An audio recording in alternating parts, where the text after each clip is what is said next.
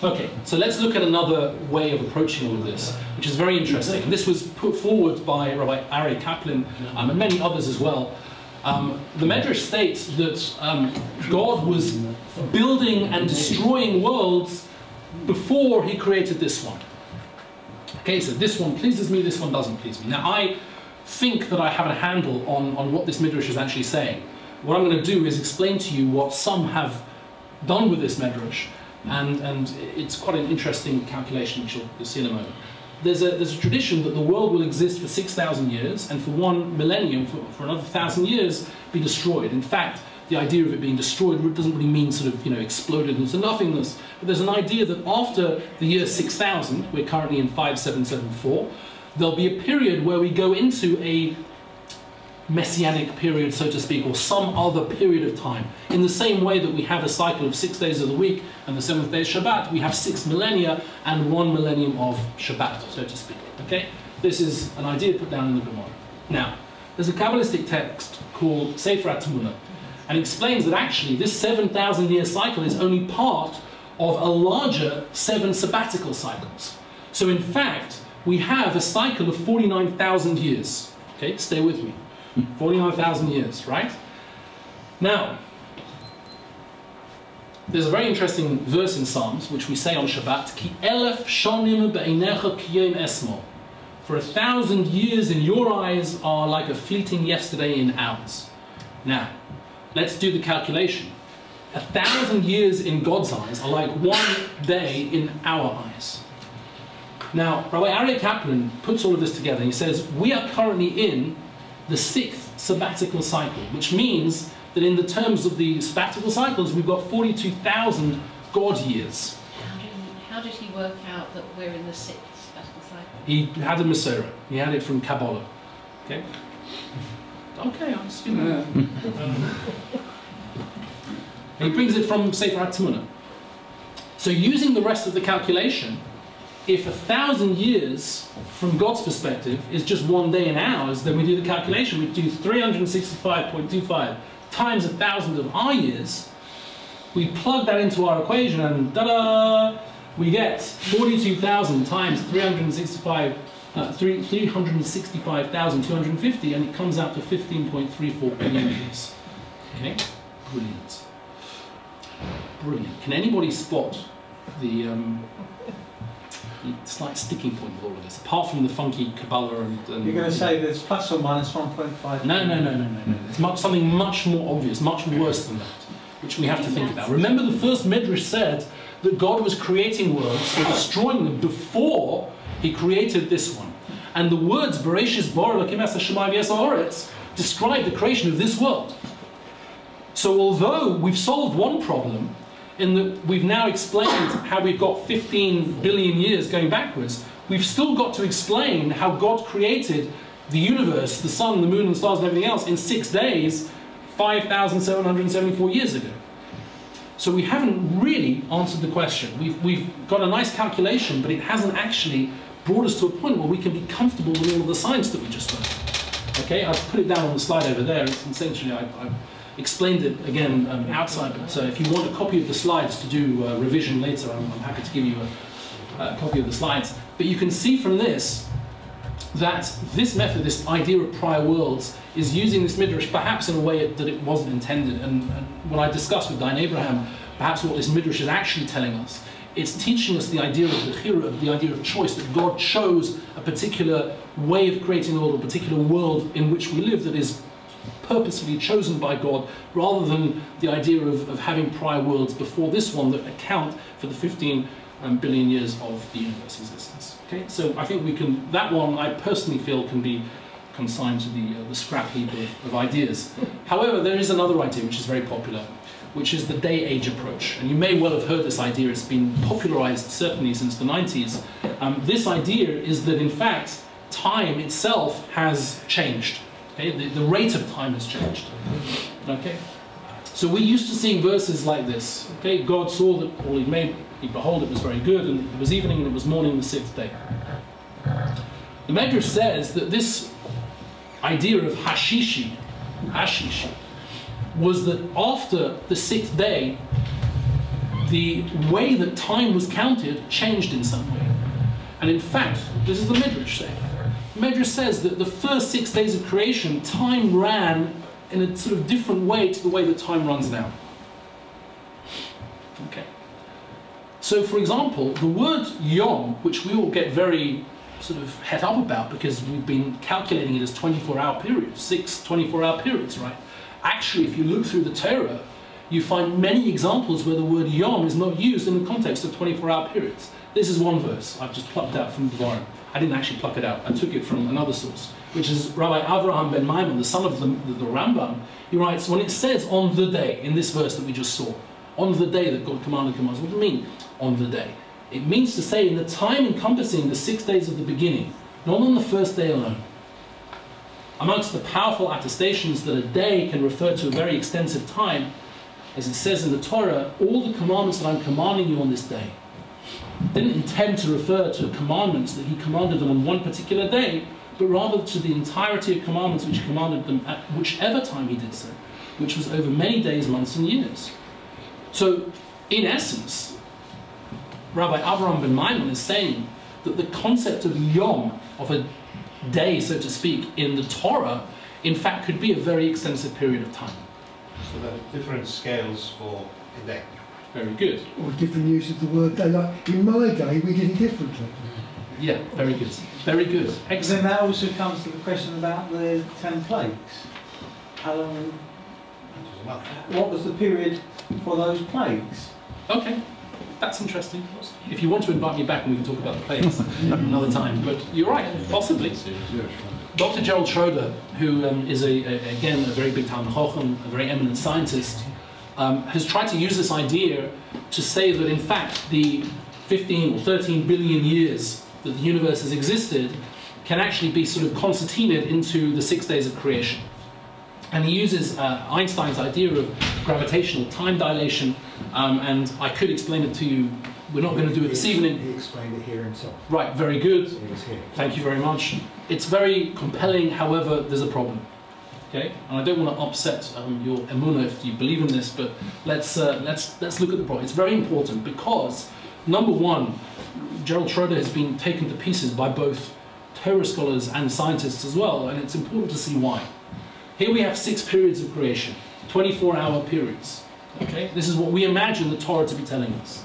Here we have 13.75 billion years pushed into this 6 period block, let's say. Okay? Now, if that's true, we have a problem. Why do we have a problem? Well, let's look at the chronology.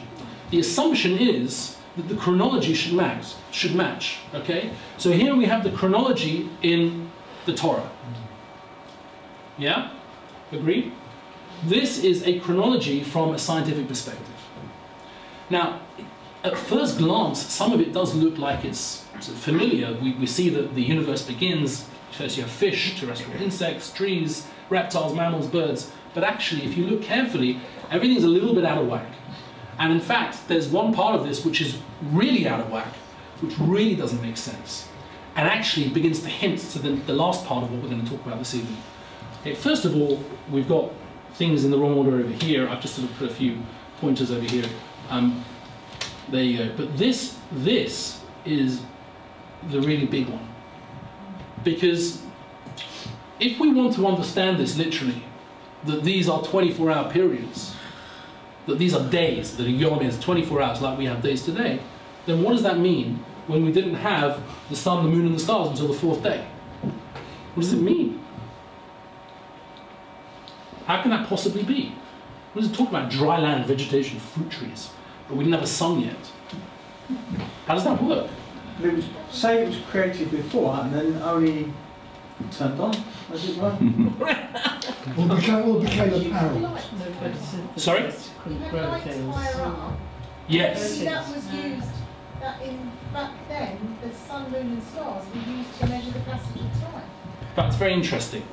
The light that was created on the first day is understood by our commentators not to be a physical light, but to be some sort of spiritual light.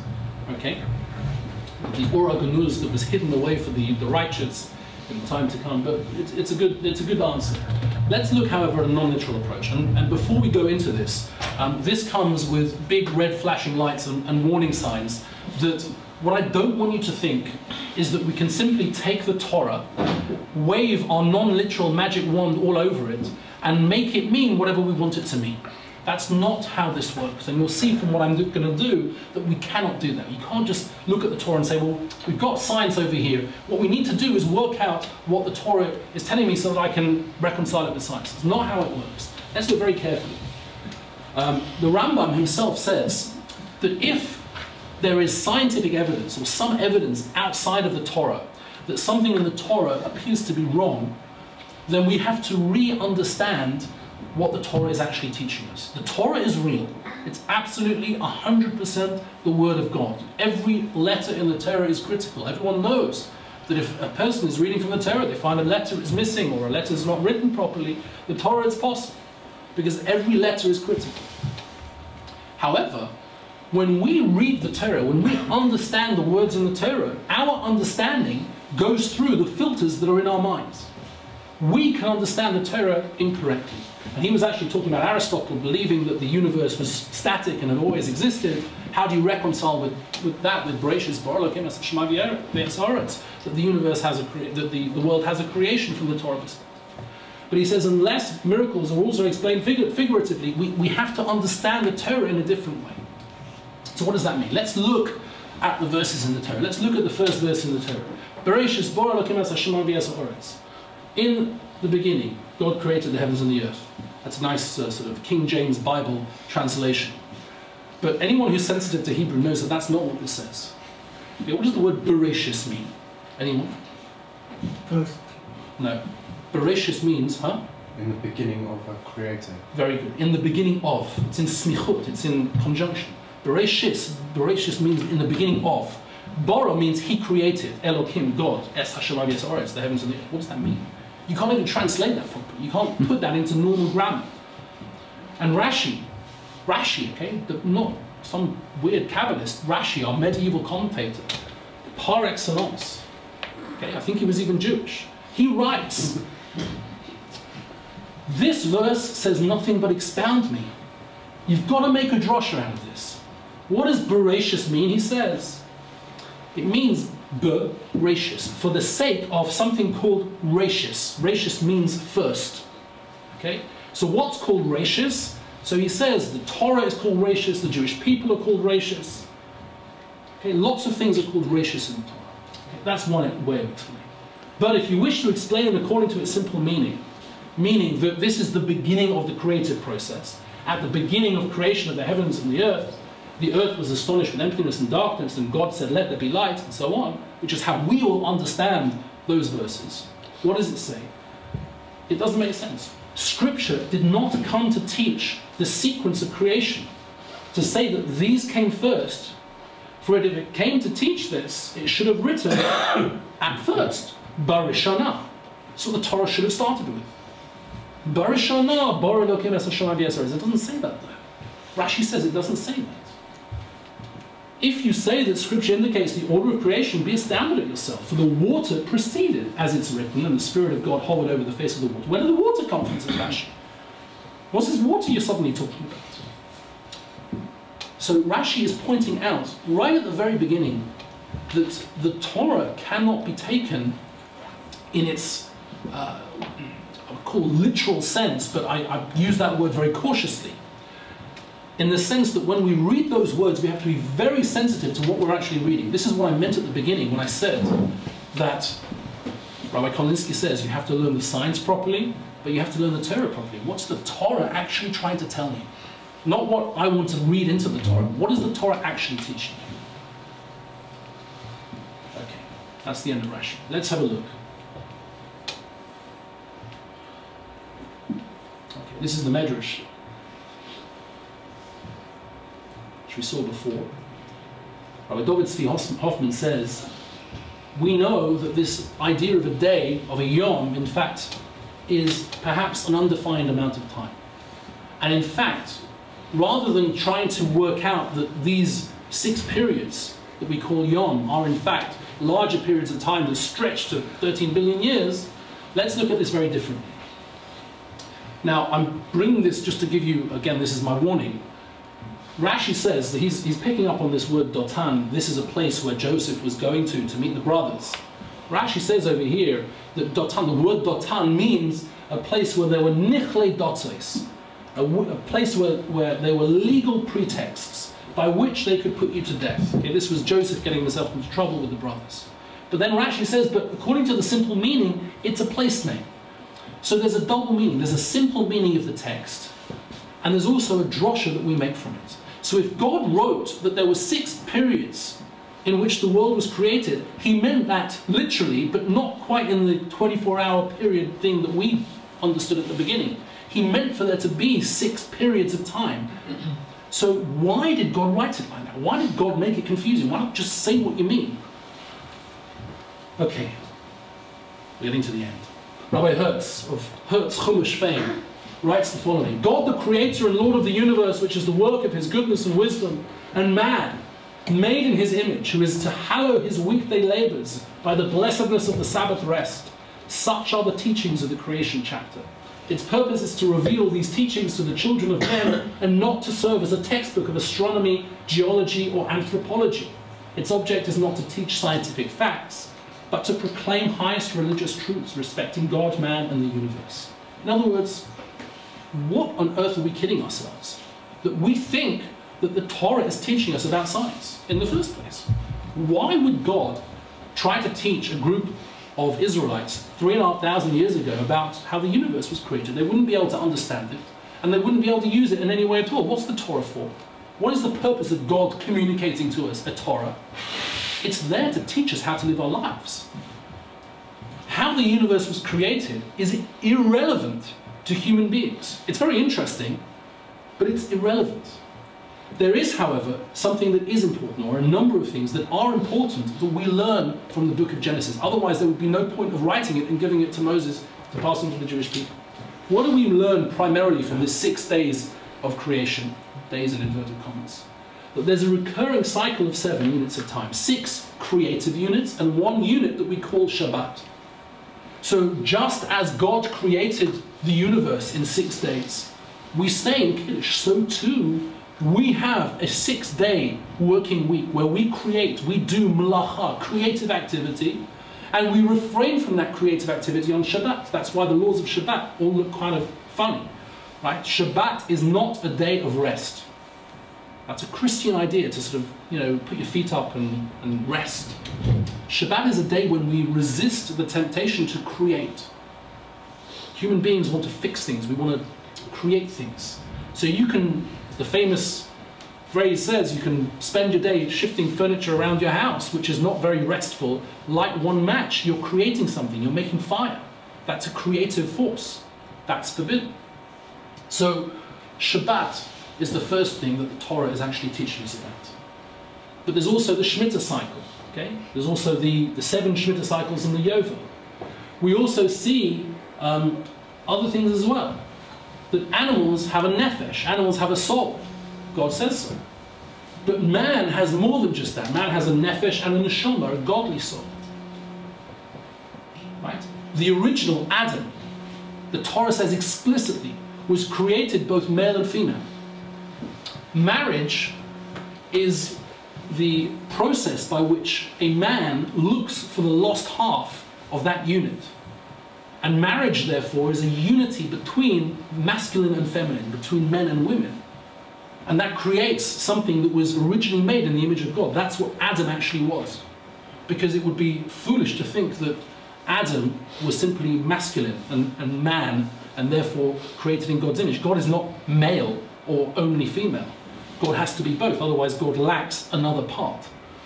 So God must be both male and female, and that's what God created in his image. So the order of creation is therefore not chronological. But what does it teach us? So this is taken again from Rabbi Slifkin. He says, look at each of these sections in half. Look at the first 3 days and relate them to the second 3 days. And this is why everything looks completely out of whack chronologically. Day 1, you have light. What does that equal on day 4? The luminaries, the sun, the moon, and the stars. What do you have on day 2? The sea and the sky. What's created on day 5? The fish and the birds. What's created on day 3? The land and vegetation. What's on day 6? Animals and land. Suddenly, when we look at these 3 periods and second 3 periods side by side, suddenly we see a pattern. And that pattern is not there to teach you chronology, it's there to teach you levels of importance. So we start off with the inanimate, we work up to the fish and the birds, up to animals and then man. And that shows you a level of gradation through importance, or sort of what we could call importance through the stages of creation. Okay, so I'm going to summarize what we've said in all of these different approaches. This gives you a little bit of a summary. Again, I cannot stress enough how important it is not to take the idea of a non-literal approach to the Torah to mean, oh, well, it's all sort of, it doesn't mean anything real, and it's all non-literal, it's all sort of parables. God forbid, it's real. It's 100% real. But the way that we understand it can be skewed by the way that we think, by the filters in our own minds. And what we have to do is be sensitive to the text to understand what the Torah is actually teaching us. So we can be very comfortable in believing that the universe is significantly older than 5,774 years, and realize that the Torah that was given to us 3,500 years ago is there to teach us how to live our lives. Okay. Thank you very much for listening. I hope that you have lots of questions, and I hope that you've taken something away from that to begin what will be a very, as I said, complex but interesting study into a number of other issues. I think next time we're looking at evolution, which will build on this particular concept, and I hope that you'll take something away, and if you have any questions for me, I'm happy to answer them now. Stunned silence. Gosh. Yeah. I'll go again. Go on. Basically, to summarise what you were saying about the Torah as it is in the science side, that the Torah was written not as a history or as a textbook, it was written as a guide to how to live your life. Correct. And not treading on anybody else's, any other religious theology, there are dual aspects of religion, living, and there's spirituality and science. They are each got their own contributions to the way we live. Correct. And you'll find, as we go on through this course, that we have started with possibly what is the greatest conflict between the two, which is why we've concluded that our understanding of Torah has to be modified. Not, God forbid, again, not that the Torah is wrong, but our understanding of what the Torah is teaching us has to be modified. As we go on, you'll find that there are things that, that come out in science that actually harmonize beautifully with ideas in Torah. And we will look at some of those in the coming weeks. But we've started on, this is the hardest one of the classes, probably, right? In terms of dealing with the question, because the question is very, very stark. But yes, you're right. The conclusion that I have come to personally, and this is Moshe Friedman's opinion, other people may disagree, is that looking at the Torah in that light of it not being a textbook of science, but of being something that teaches us about life, is much more fulfilling than worrying about, trying to squash 15 billion years into 6 days. Yeah. But you still haven't answered the fundamental question, because from the Torah, we were saying that the Earth is 5,774 years old. No, we're not. Or we just use, well, we use 5774 for no, for our calendar. Because we hold that 5,774 years ago was the 6th day of creation. So you're going to compress everything else in the first 6 days, no, one way or another. We're not compressing anything, because what we're saying is the first 6 days were not 24-hour periods. Mm-hmm. They were periods of time, or whatever time you want to make up, it doesn't matter. Yes, okay. But Adam, the question that we're going to address next week is a much bigger question, right? And I think that you're hinting to it, which if that's true, we've got a big problem, because we know that Homo sapiens, human beings, started around 200,000 years ago. And we're going back 5,774 years to the creation of Adam. So that is really hard. And that's what we're going to deal with next time. Okay? That hasn't answered your question, I can see from your face, but that's okay. But essentially what you're saying is that Schroeder's approach is sort of right. Schroeder's approach is sort of right. I humbly would, despite being someone of far lesser stature, I would humbly disagree with Gerald Schroeder. There are enough people who are far greater than me, both in science and Torah, who would disagree with him, and I can see their point, because it becomes very difficult, because what you're saying is that the Torah is teaching you a history of the universe, right? And therefore you have to match up all of the chronologies, and those chronologies are very difficult to match. Yeah. I'm just trying to clarify. The last approach was essentially saying the Torah is not teaching you a history, but it doesn't matter. The Torah's not teaching you history. As in, it's essentially saying that we've got this question, but really the answer to it's not so important because the Torah's doing something else and it's teaching us how to live our life. I would say it's slightly different. Here's a way of fixing it. I would say the answer to the question is that it is absolutely conceivable that those 6 days of creation are not 24-hour periods. And in fact, I would go as far as to say that I think the Torah itself shows us and demonstrates that by the use of the word yom in other contexts which are not 24-hour periods. And then I would say beyond that, that although we are answering the question, we're saying that the question is simply not a good question. Right? There are two ways of answering a question. You can answer a question, or you can show that the question is based on a false premise. The premise of the question is that the Torah is teaching us about the creation of the universe and the physical history of the universe, and therefore it doesn't match the science. What I'm saying is no, the Torah is not teaching you that. So the question is a bad question. So therefore the order is irrelevant. The word not irrelevant is teaching you a different thing, and so the non-matching with the science doesn't make a difference. The order is relevant, but it's not chronological. That's what I'm saying. Okay? But what you're saying is we have to accept that the first 6 days, time was much faster. And on the 6th day, time slowed down to 24 hours. That's what the Medrash says. Yeah, but it doesn't mean that we have to look at the text of the Torah up to the 6th day of creation and believe that that has to be chronological, because as Rashi points out, that doesn't make any sense. Okay? Over here. Sorry, beg your pardon. Sorry, just answer my question slightly. But if you're saying that the first 6 days were various lengths or periods of time, okay, and Adam was created on the 6th day, and then we're counting from that day 5774, which is where we are now. Yeah. How long would you then therefore suppose the first Shabbat was? The first Shabbat was 24 hours. That's after the 6th day of creation. The Medrash says after the 6th day of creation, everything ran as normal. That's the Midrash, not the Torah.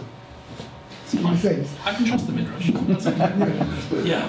If the sun wasn't around to the fourth period of time, yeah. How does the science work with having the seasons, as it were, and measuring all different things? We don't have a year because one doesn't go around. Because again, you're assuming that the 4th day means a period of time in chronology. No, I'm saying the 4th period of he's saying it could be done at the... And the Ramban says everything was created in one go. Okay, there's a very interesting Ramban, Nachmanides. Okay, I didn't bring it, and I partially regret not bringing it because it's very interesting, but it might lead us up the garden path. He says that the entire universe was created from something the size of something very small, from a mustard seed, something not literally a mustard seed, something the size of that, and expanded out, and everything was created. Everything was contained in that tiny infinitesimal piece of almost nothingness. Okay, it sounds very much like the Big Bang. Okay. Gerald Schroeder writes about this, in fact, in one of his books. Rabbi Gottlieb picks up and he says, that's not really what the Ramban is saying, but it sounds very like the idea of a Big Bang and the expansion of space and everything else. But within a number of Meforshim is the idea that the entire creation, in fact, was created in one go and only sort of crystallized much later. And what the Torah is teaching us is not, in fact, a description of that creative process, but a description of what man needs to know in terms of the importance of creation, the order of the sort of order of magnitude of importance of where things fall in the creation. So man, being created last, has sort of the highest place, so to speak, in a sense. Yes. My biblical knowledge is not very good at all. But, mine is. Given that the creation of the world life, in scientific terms, is something that I personally find very difficult, even when you look at the science, to understand the concept of there was nothing, then there was something. Mm. Could you say that the biblical account is God trying to represent to man a way of dealing with that big question, and giving it to him in terms that man at that time could have some understanding of, and using all the discussion of the meaning of the Hebrew, I mean, did God speak the same Hebrew or Aramaic as the Jews of the time? Does it, he was using language in the way that people were using it, and it doesn't. That language doesn't always fit how you can talk about science. Just as now, if you're a layman, you can get very sloppy talking about these issues. Right. I think you've hit one of the nails on the head, which is that God would not and would not want to try to explain to mankind how the creative process works. There are Kabbalistic texts that talk about how God created. I mean, in fact, it says in the Torah that God spoke and things came into being. So if you want to delve a little bit into Kabbalah, okay, we could try. I mean, strictly speaking, we're only allowed to do that when we reach the age of 40, and I can see that's a bit of a problem for most of us in the room. But I'll assume that at least some of you may have reached that milestone. The idea of speech is in fact a very interesting idea, and perhaps, I mean, if we have other questions I can answer them maybe privately, but I'll end with this idea. Speech is fascinating. We speak, okay? We all have the ability to speak. I have a sort of overarching principle that everything that we have, all the functions of our body, are here to give us a paradigm to help us understand God. We are created in the image of God, and therefore what we have, a hand, an arm, an eye, all of these things help us to understand what God has. The Torah speaks about God in anthropomorphic terms. It talks about God's arm, his eye, his hand, right? We brought us out of Egypt with an outstretched arm. What does that mean? We know that God doesn't have a body or a form of body. It's one of the principles of faith, the 13 principles of faith. We say in Yigdal, Ein lo zemut haguf ve'ein o guf. Right? He's not bound by a body or a form of body. So what does it mean that God has an arm? So we don't know what that means, okay? But what God gave us was this thing here. This thing that we call an arm helps us to understand what God's arm is.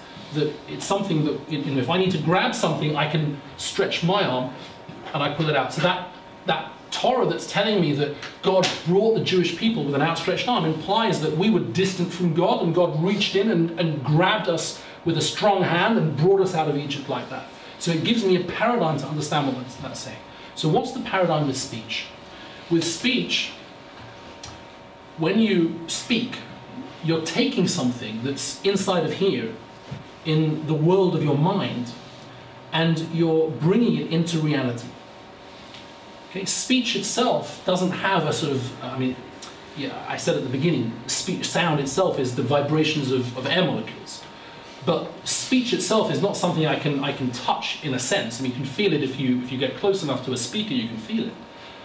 But you can see how the creative process brings something from God's inner essence, in his mind, so to speak, into reality through speech. So this is Vayomer Hashem Yehi Or, Vayi Or. God said, "Let there be light," and then there was light. The Midrash, the Mishnah in Pirkei Avot said God brought the world into existence through 10 utterances. What does it mean? How does that?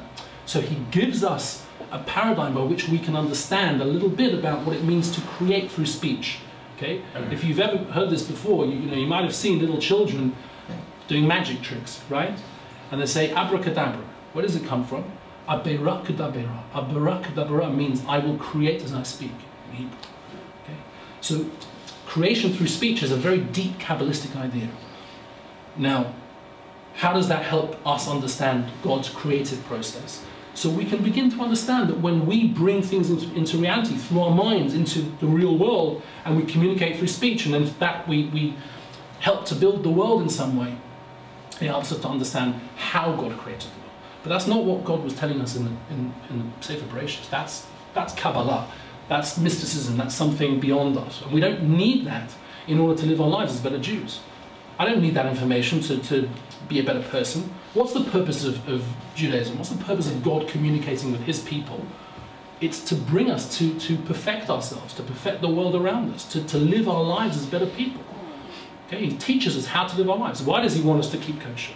Because he sees that there's something that about keeping kosher that helps us to live better lives, to be more sensitive individuals spiritually. Why does he want us to keep Shabbat? Because he sees that we need Shabbat in order to be more sensitive individuals and grow and everything else. So that's what the Torah is for.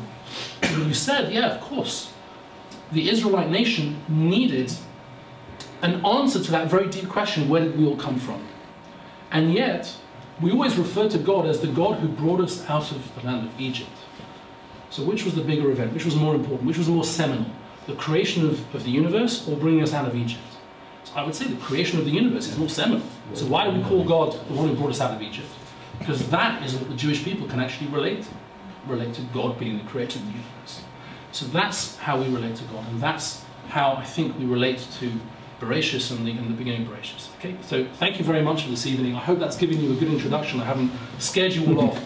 And Be'ezrat Hashem, please God, we will continue next time and look at that very thorny question of evolution. I will teach you about evolution, why evolution is not just a theory, why it has in fact a lot of evidence behind it, some of the problems with evolution, and also how we approach the issue of the creation of man.